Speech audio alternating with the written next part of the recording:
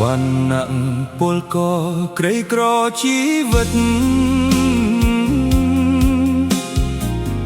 ក្រៀមស្រពូនស្វិតព្រោះអត់សន្តានខ្វះព្រឹកខ្វះញេកព្រោះខ្វះធនធានខ្វះក្តីសុខសាន្តរស់ចេញចម្ប្រានដោយកម្លាំងបាយសូមបងអាណិតជីវិតក្រពេក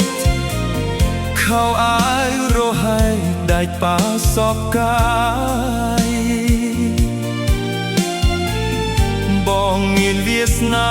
បានរស់នៅឆ្ងាយសម្បូរសប្បាយសូមបងគុំណាយជួយផងបងអើយព្រះជាម្ចាស់អើយ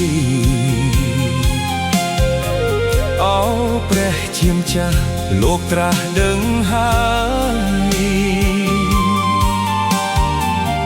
ពុំម៉ែស្លាប់ទៅពុំដែលបានស្បើយគ្មានសុំខឹមឡាយសូមទានអភ័យជីវិតពលក៏អង្វរសុំចិត្ត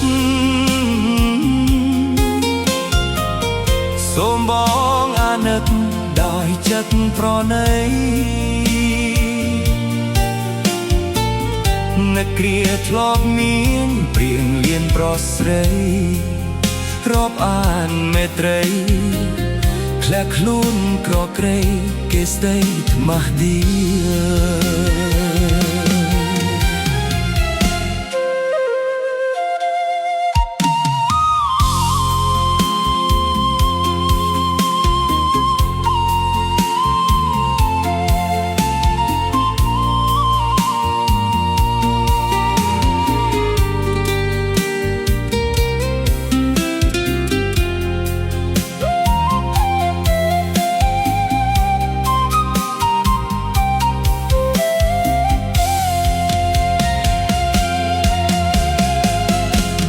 ព្រះជា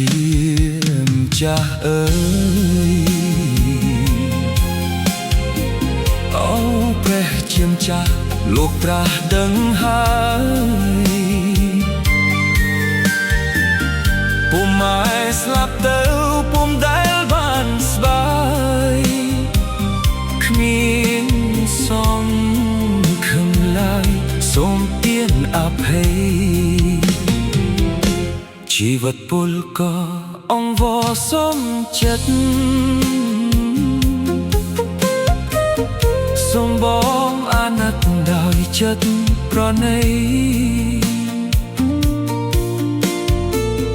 នឹកគ្រាធ្លាប់មានព្រៀងលៀនប្រស្រីរាប់អានមេត្រី